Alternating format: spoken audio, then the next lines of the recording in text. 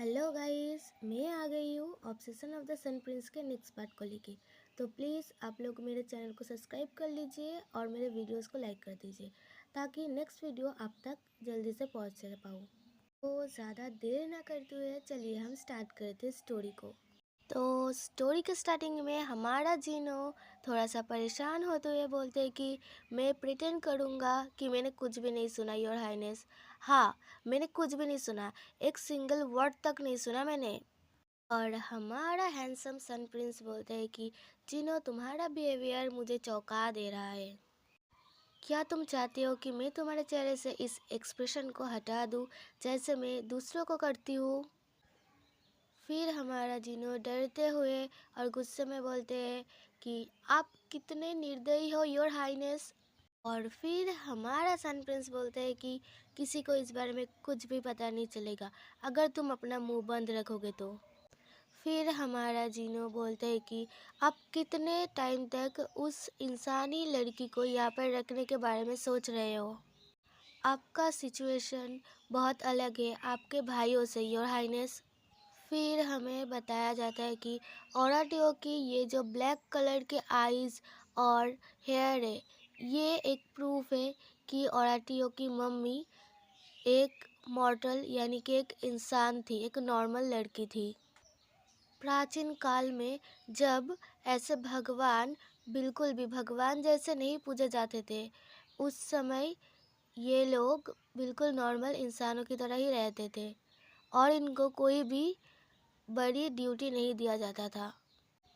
उनमें से बहुत लोगों को किसी से मरवा दिया जाता था या फिर जहर देके मरवा दिया जाता था, ये बोल के कि ये डिवाइन पावर्स के विरुद्ध है। पर ओराटियो सिर्फ बच ही नहीं गया बल्कि एक इम्पीरियल प्रिंस की तरह राज भी कर रहा है। उसने सिर्फ अपने पिता की गोल्डन ग्लोरी को ही नहीं पाया बल्कि जन्म से ही उसके पास एक एबिलिटी है जो दूसरों के माइंड को पढ़ने में उसकी सहायता करते हैं। इसी वजह से दूसरे गॉड इनके सामने सोच समझ कर ही कुछ ना कुछ बोलते हैं। इनके अगेंस्ट जाने के बारे में सोचते भी नहीं है क्योंकि ये एक पावरफुल सन गॉड है। फिर हमारा सन प्रिंस ओराटियो बोलता है कि मेरी फैमिली में सब चाहते हैं कि मैं अपने वर्जिनिटी को खो दूँ, क्या ये नहीं चाहते? और फिर जीनो चिल्लाते हुए बोलता है कि पर हमने ये एक्सपेक्ट नहीं किया था कि आपका पार्टनर एक इंसान होगा। ऐसा हुआ तो आपको आपके पद से हटाया भी जा सकता है योर हाइनेस। यही है और यही चाहते हो? जीनो की बातों को सुन के हमारा प्रिंस थोड़ा सा सोचता है और फिर हमारे जीनो को कुछ समझ में आता है और वो अपने सर को खुद से ही मारता है। और फिर हमें कुछ बताया जाता है कि यहाँ पे जो प्रिंस है वो जब अपने 18 साल के हो जाते हैं तब उनको एक रस्म निभानी पड़ती है। या तो वो एक रॉयल प्रिंसेस से शादी करेंगे या फिर किसी परी या अप्सरा से शादी करना पड़ेगा उनको। यहाँ की महारानी ने ओराटियो के लिए बहुत सारी लड़कियों को चूज़ करके रखा है। उनका एक लिस्ट बनाया हुआ है ताकि उनसे ओराटियो की अगर शादी होती है तो ओराटियो को वो अपनी मुट्ठी में कर सकती है।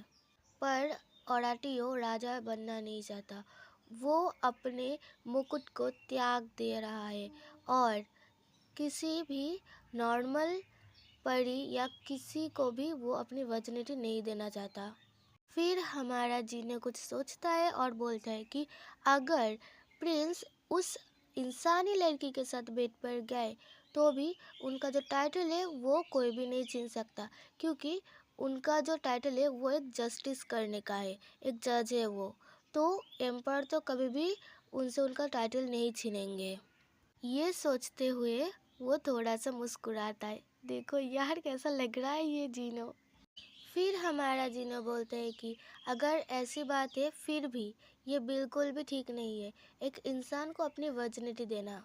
फिर हमारा सन प्रिंस थोड़ी देर सोचने के बाद हताशा के साथ बोलता है कि मैं तब तक खुश हूँ जब तक वो लोग मेरे पीछे ना पड़ जाए। फिर जीनो घबराते हुए बोलते हैं कि पर योर हाइनेस यहाँ पर एक चांस है कि आपको इस स्वर्ग से निकाल दिया जा सकता है। फिर हमारा सन प्रिंस बोलता है, यही तो मैं चाहता हूँ। फिर हम देखते हैं हमारी प्यारी रेडियाना अपने आंखें खोलती है और सोचती है, मैं सूरज के गर्मी को सूंघ सकती हूँ या महसूस कर सकती हूँ। क्या ये एक सपना है या फिर सन गॉड ने मेरे ऊपर दया दिखा के मुझे स्वर्ग में भेजा है? हाँ। और फिर हमारी रेडियाना देखती है कि उसके दोनों हाथों को किसी ने बांध के रखा है और कोई पूछता है, तुमने कहा था तुम्हारा नाम ग्रेटा नहीं है, तो फिर तुम्हारा नाम क्या है? फिर हमारी रेडियाना बोलती है, रेडियाना। और फिर हमारा सन प्रिंस भी उसका नाम लेता है, रेडियाना। और रेडियाना के तो होश ही उड़ गए, क्या ही बताओ। फिर हमारा सन प्रिंस रेडियाना सब कहता है कि तुम मुझे ओराटियो करके बुला सकती हो।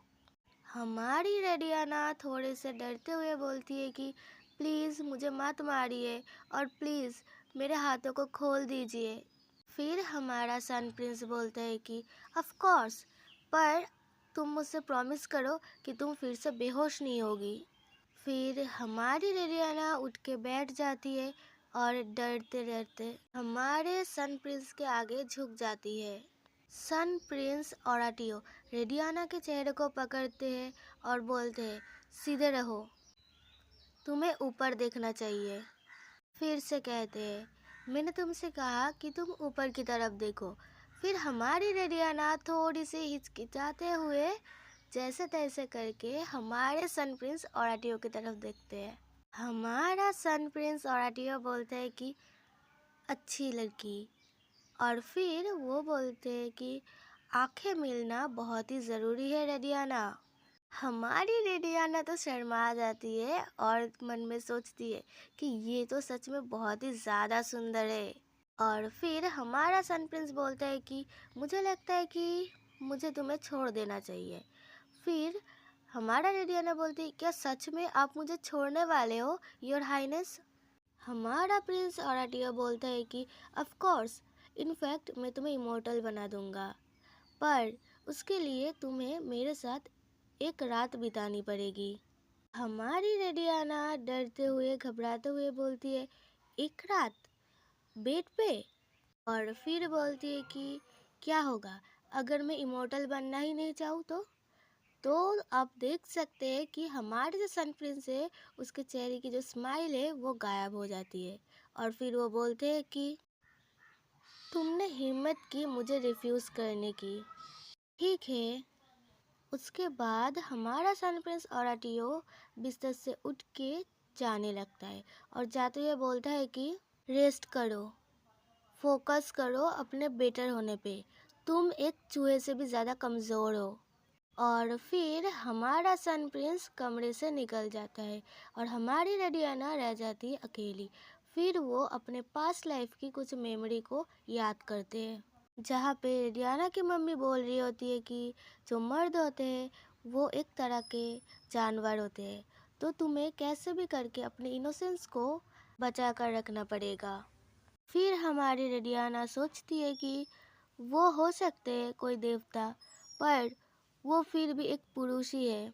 उसके बातें स्वीट लग सकती है, पर अगर मैंने उसके काम को नहीं किया तो फिर वो मुझे किसी पत्थर या लकड़ी में बदल सकता है।